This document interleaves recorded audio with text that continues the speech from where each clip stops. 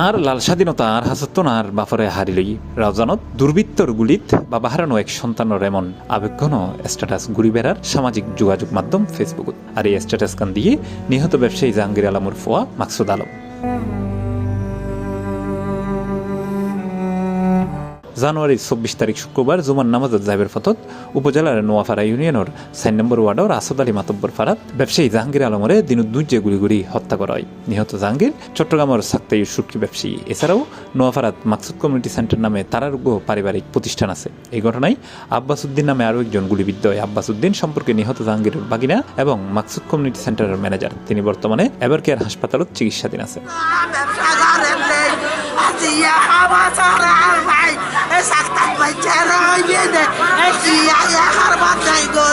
এখানে ব্যবসায়ী জাহাঙ্গীর হত্যার ঘটনায় সিসিটিভি ফুটেজ ভাইরালি প্রশাসনের সহায়তায় পাওয়া এই সিসিটিভি ফুটেজ অস্ত্র হাতে ও মুকুট মাছ লাগেন নেই বেশ কয়েকজন হত্যাকারীরা দেখা গিয়ে বলে নিশ্চিত করছে স্থানীয় হলার এই হত্যাকাণ্ডগান পরিকল্পিত বলেই ধারণা করে তারা। জানা গিয়ে নিহত জাহাঙ্গীর আলম আগের দিন মালয়েশিয়ার দেশত আসছে। তিনি পরিবার পরিজন লই নগরীর চাঁদগাঁও বিপ্লবত বসবাস করে। প্রত্যেক শুক্রবার গ্রামের বাড়িতে আইরে মসজিদে জুমার নামাজ আদায় করে তিনি। সেই ধারাবাহিকতায় মোটরসাইকেল করে তার বাগিনা আব্বাস উদ্দিনের লই বাড়িতে আইবের ফটো দুর্বৃত্ত হলে এলোপাতারি গুলি করে। এতে দুইজনই গুলিবিদ্ধ হয়। পরে স্থানীয় হলে উদ্ধার করে নগরীর এভারকেয়ার হাসপাতালত লই গেলে কর্তব্যরত চিকিৎসক জাহাঙ্গীর আলমের মৃত ঘোষণা করে। শত্রুতা আমি নাই। আর নিরামিষপাড়া জামে মসজিদ পরিচালনা কমিটির সাধারণ সম্পাদক জয়েন্ট সেক্রেটারি। এই পর্যায়ে ও শুধু মানুষ ধর্মভিত্তিক কাজ করতে এলাকার মানুষও ব্যবহার করতো। এই অবস্থান মানুষেরও যদি কেউ গুলি করে খনে কইছি বাড়ি করে প্রশাসন আর খান মতো তো প্রশাসন আছে নাকি?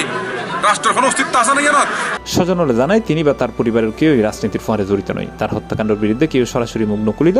স্থানীয় ধারণা 5 আগস্টের পর এলাকার কিছু শীর্ষ সন্ত্রাসী হল চাঁদা দাবি গজ্জিল নিহত ব্যবসায়ী জাহাঙ্গীরের হাসত্তন। আর চাঁদা দিতে প্রত্যাখ্যান করণে তিনি এই হত্যাকাণ্ডের শিকার হয়। মৃত্যুর আগ পর্যন্ত কোনো সময় কোনো রাজনৈতিক দল লগে জড়িত নছিল এবং আজির দিন পর্যন্ত যারা আছে এলাকার মুরব্বী যারা আছে ওনারা খবর লোক হইতে পারিবেন। ও আসলে একজন দানবীর মানুষ এবং একজন ভালো মানুষ হিসেবে ব্যাপক পরিচিত আছে। আসলে সাদা দাবি করছি এনারা উনি একখান আন্দাজ করে দিই কত কোনো দুর্বৃত্তই ওরা একটু ডিমান্ড দিই ডিমান্ড দেওয়ার মধ্যে ও বাইলট করছি সম্ভবত এই দুর্বৃত্তরা ওরা এই ঘটনা ঘটাই। সর্বশেষ খবর অনুযায়ী তার সন্তান মাকসুদ আলম মামলা করেন এবং পুলিশও এই ঘটনার তদন্ত শুরু করছে। C+ TV Chittagong.